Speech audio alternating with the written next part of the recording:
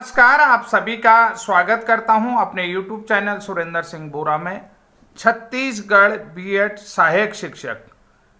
माननीय सर्वोच्च न्यायालय के 11 अगस्त 2023 के बीएड को प्राथमिक के लिए अमान्य घोषित करने के बाद जो निरस्तीकरण जो टर्मिनेशन का आदेश जारी हुआ है, उसके बाद सहायक शिक्षक सरकार से लगातार निवेदन कर रहे हैं कि उन्हें जो है समायोजित किया जाए और समायोजन किस प्रकार से हो और समायोजन में जो है कि न्यायिक प्रक्रिया सबसे महत्वपूर्ण भूमिका निभाएगी। और वो न्यायिक प्रक्रिया के बारे में मैं आपको इस वीडियो के माध्यम से बताना चाहूँगा कि किस तरीके से ये न्यायिक प्रक्रिया होनी चाहिए, ताकि आने वाले समय में फिर से इसमें कोई दिक्कत ना आए कि ये मामला फिर से कोर्ट में ना उलझे। आइए हम आपको पूर्व में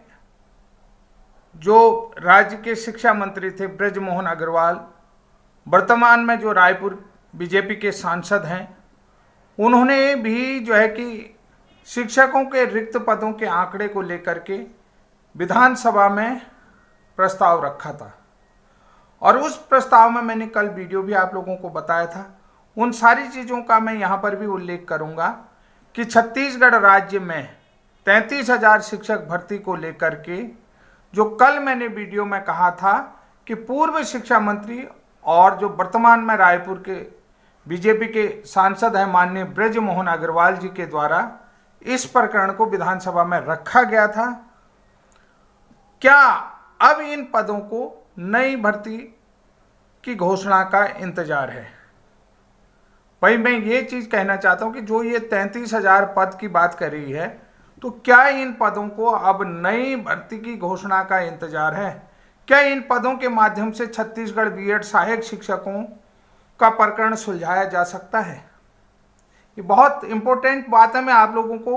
कहना चाह रहा हूं। और छत्तीसगढ़ के बीएड सहायक शिक्षकों से मैं ये भी कहना चाहता हूं कि मैं आपकी बातों को किस तरीके से रख सकता हूं, मैं आपकी मदद किस तरीके से कर सकता हूं कि आप निश्चित रूप से अपना सुझाव रखें। क्योंकि अभी देखिए कि क्या ये जो 33,000 पद हैं, इसके माध्यम से आपके प्रकरण को सुलझाया जा सकता है? क्योंकि यहाँ पर जो आप जो है कि जूनियर के लिए समायोजन की बात कर रहे हैं, जूनियर के लिए समायोजन के लिए जो सहायक शिक्षक नियुक्त हैं पूर्व के, वो पदोन्नति की राह देख रहे हैं, तो वो आपके आगे रोड़े आ रहे हैं। तो इसलिए जो है कि न्यायिक प्रक्रिया इंपॉर्टेंट होने वाली, क्योंकि कक्षा 6 से 8 को पढ़ाने के लिए बीएड पूरी तरीके से एलिजिबल है। इस बात को सभी लोग जानते हैं और एनसीटी का गजट नोटिफिकेशन भी इस बात को क्लियर करता है। तो अब रही बात कि 33,000 नए शिक्षकों की भर्ती का मामला, जो पिछले विधानसभा सत्र में जिसके लिए बजट में भी प्रस्ताव रखा गया था, ये सारी चीज़ें जो हैं कि आपको बताया जाएगा कि किस तरीके से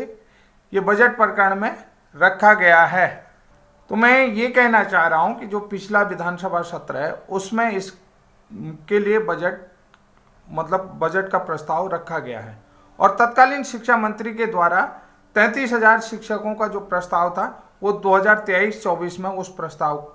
के संबंध में वक्तव्य भी दिया जा चुका है, अपना वक्तव्य उन्होंने दे दिया है। यानी कि जो पिछला विधानसभा सत्र में जो बजट प्रस्ताव था, उस बजट प्रस्ताव में उसके लिए सारी चीजें ये प्रस्ताव रखा गया है। तो अब आप ये समझिए कि इस भर्ती को सिर्फ नई घोषणा का इंतजार है कि सरकार कब नई घोषणा इस भर्ती को लेकर के कर सकती है और क्या जो है कि बीएड सहायक शिक्षकों का प्रकरण इस भर्ती के माध्यम से सुलझाया जा सकता है। ये काफी इंपॉर्टेंट होने वाला है कि यहाँ पर देखिए, मैं अपने मन से आगे नहीं बढ़ूंगा जब तक आप लोगों के सुझाव मुझे नहीं मिलेंगे। मैं चाहता हूं कि आप बेहतरीन से बेहतरीन सुझाव रखें, क्योंकि मैं आप लोगों के जो मर्सीफुल कमेंट हैं, जो काफ़ी इमोशनल करते हैं, उन कमेंटों को मैं यहाँ पर कह नहीं सकता हूँ। देखिए, मुझे भी अंदर से मेरे हृदय को भी द्रवित करता है। मैं भी एक इंसान हूँ और मैं किसी भी इंसान की, हो सकता है आपकी जगह मैं अपने को खुद को रखता, मेरी नौकरी चली जाती, मुझ पर क्या बीतती, मेरे परिवार पर क्या बीतती, मेरे बच्चों पर क्या बीतती, मेरे भाइयों पर क्या बीतती, मेरे बहनों पर क्या बीतती और मेरे रिश्तेदारों पर क्या बीतती। ये सब चीज़ जो है कि आम मेरे पड़ोसी पर भी ये चीज़ें बहुत बुरी लगती कि कि मेरे पड़ोसी पर भी क्या बीती, ये मैं सारी चीज़ें समझता हूँ। जिस मोहल्ले से आप कल तक अध्यापक के रूप में गुजर रहे थे, वहीं पर आपका जो है कि उन्हें भी पता लगे कि आप टर्मिनेशन हो चुका है, आपको टर्मिनेट कर दिया गया, आपका प्रकरण ऐसा था। ये चीज़ है, ये बहुत दयनीय स्थिति है। मैं इस चीज़ को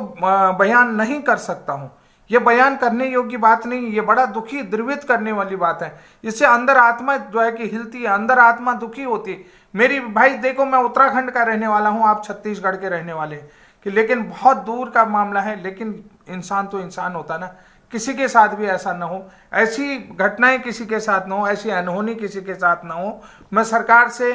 और वहाँ के जो है कि जितने भी जो है कि गणमान्य हैं और प्रशासन से ये निवेदन करता हूँ कि जो भी संभव हो, न्याय व्यवस्था से ये निवेदन करता हूँ कि हमारे जो भारतीय संविधान है, उस संविधान के जो भी रखवाले हैं, जो भी करता धरता हूँ, उनसे रिक्वेस्ट करता हूँ कि संविधान में भी ऐसा कोई प्रोसेस तो होता होगा कि जो इनका समायोजन कर सके। तो ये सारी चीज़ें मैं आप लोगों को यहाँ पर इसलिए जो है कि नहीं कहना चाहता हूँ कि जिससे हर किसी को दुख पहुँचे, लेकिन मैं इतना रिक्वेस्ट जरूर करता हूँ सरकार के पास जो है कि आपका समायोजन तो हो सकता है, समायोजन का रास्ता तो नहीं, लेकिन समायोजन का रास्ता जो है कि न्यायिक प्रोसेस से होना चाहिए, कि जिसमें न्यायिक व्यवस्था मजबूत हो, ताकि कल को आपके समायोजन में कोई चैलेंज न कर सके, कोर्ट में चैलेंज न कर सके। और जो शिक्षक मेरे साथ कनेक्ट हो चुके हैं, कनेक्टिविटी में रहते हैं, उन शिक्षकों का भी कहना है कि जो हमारी जो हाई पावर कमेटी बनी है, वो हाई पावर कमेटी जो है कि जल्दी से जल्दी अपनी रिपोर्ट जो है कि सरकार को सौंपे। सरकार जो है कि उस रिपोर्ट को न्यायालय में सौंप सकती है, क्योंकि 14 तारीख को, आने वाली 14 तारीख को इसमें हियरिंग है। तो ये जो है कि जो भी हाई पावर कमेटी है, जिसको ये जांच की जिम्मेदारी सौंपी गई है, तो वो को ये जांच की जल्दी से जल्दी ये कमेटी अपनी रिपोर्ट सौंपे सरकार को, और सरकार जो है कि इसको न्याय के पटल पर रख सके, न्यायिक व्यवस्था पर रख सके, न्यायिक जो भी प्रोसेस है उसमें रख सके। तो साथियों, अब बात आती है कि ये जो नई भर्ती है वो कब तक आ सकती है। सिर्फ अभी तो कयास लगाए जा सकते हैं, और कितने पदों में आ सकती है ये भी अभी कयास ही लगाए जा सकते हैं। कई लोग कहते हैं कि ये भर्ती जो है कि 2 चरणों में आएगी, मतलब 15-15 हज़ार के 2 चरणों में भी आ सकते हैं। कितने पदों में आ सकते, 15-15 हज़ार पदों के लिए 2 चरणों में आ सकते हैं, क्योंकि अभी जो है कि मेरे ख्याल से जो है लोकल जो है निकाय चुनाव की भी बात वहाँ पर आ रही है, क्योंकि उसके बाद जो आचार संहिता भी लग सकती है। आचार संहिता से पहले भी कुछ पदों की भर्ती आ सकती है, या आचार संहिता के बाद मार्च-अप्रैल में भी ये भर्ती आप लोगों को देखने को मिल सकती है।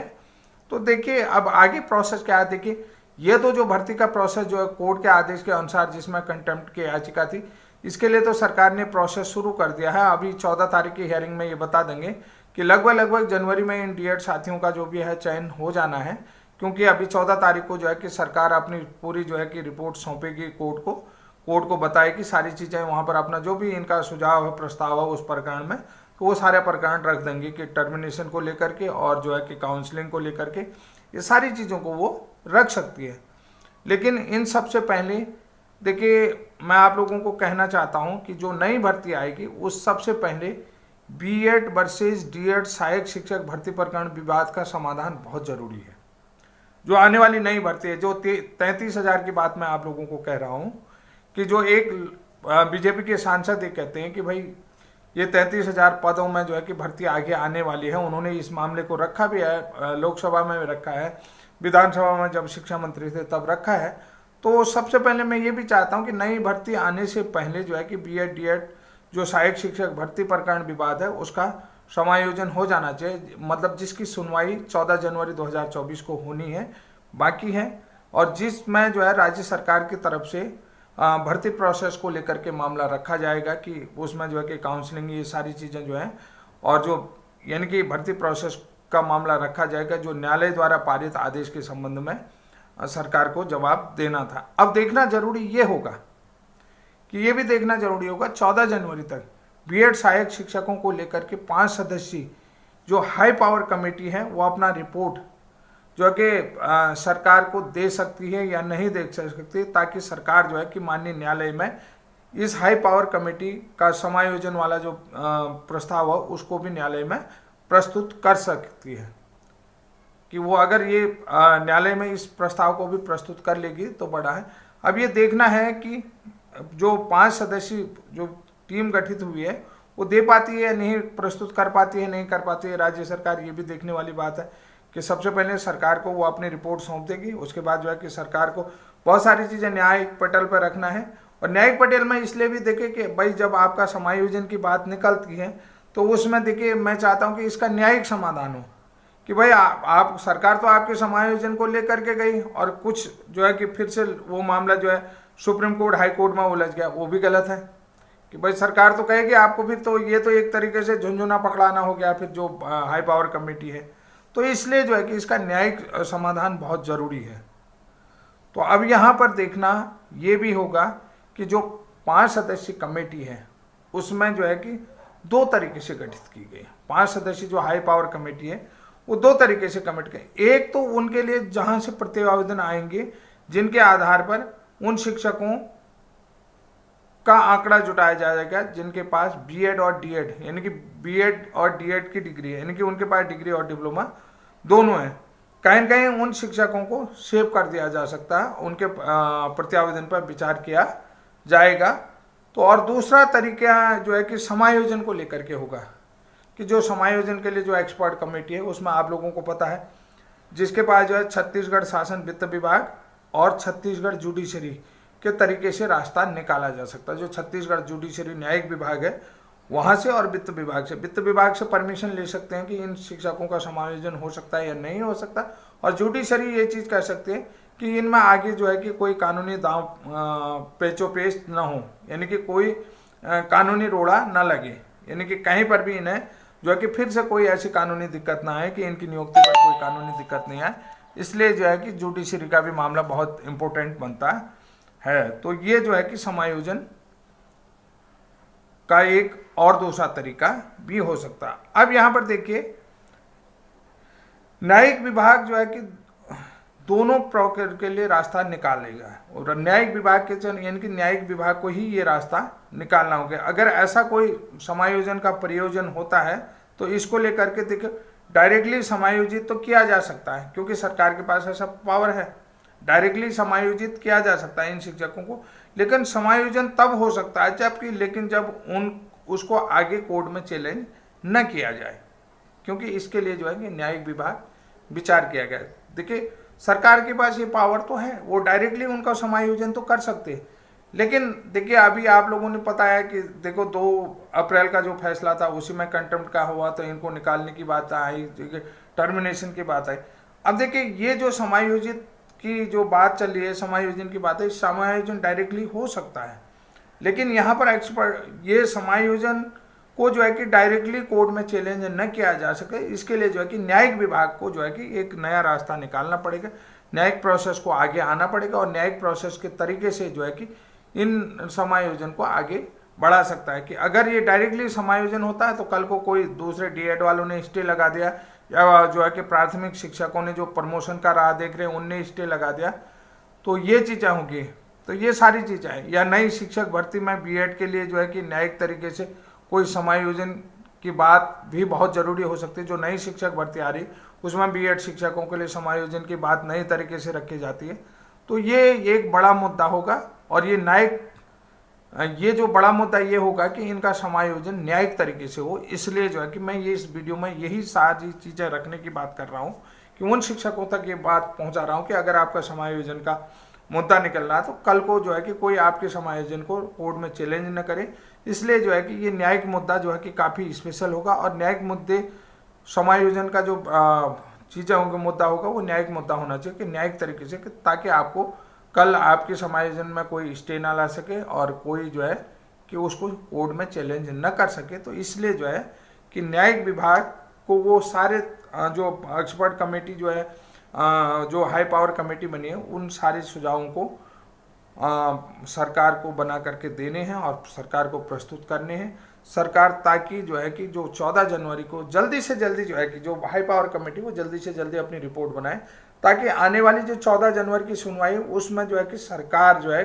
न्यायिक विभाग को समायोजन का भी प्रस्ताव प्रस्तुत कर सके। तो मैं आप सभी जो भी साथी हैं, शिक्षक साथी हैं और जो समायोजन की बात कर रहे हैं, तो मैं आप लोगों के लिए क्या कर सकता हूं, आपका ये सुझाव मेरे लिए बहुत इम्पोर्टेंट होगा और मैं चाहता हूं कि आप लोग बताएं कि मैं किस तरीके से आपकी बातों को अपने वीडियो के माध्यम से रखूं। देखिए, मैं हर दर्द को आपके समझ रहा हूं और हर चीज़ को फील कर रहा हूं, तो इसलिए जो है कि आप जो है कि अधिक से अधिक कमेंट करें और निश्चित रूप से मैं कहता हूं कि ये वीडियो हर व्यक्ति तक शेयर करें, ताकि आपकी बात जो भी हर व्यक्ति के मन में हर कोने की बात होती है, हर कोने में, यानी कि ये सोचो कि आपका जो प्रकरण है वो उत्तर प्रदेश, उत्तराखंड, हिमाचल, राजस्थान तो जा ही रहा है, तो अन्य जो भी कोई बड़ा अधिकारी भी, प्रशासनिक अधिकारी भी हमारी वीडियो देखते होंगे,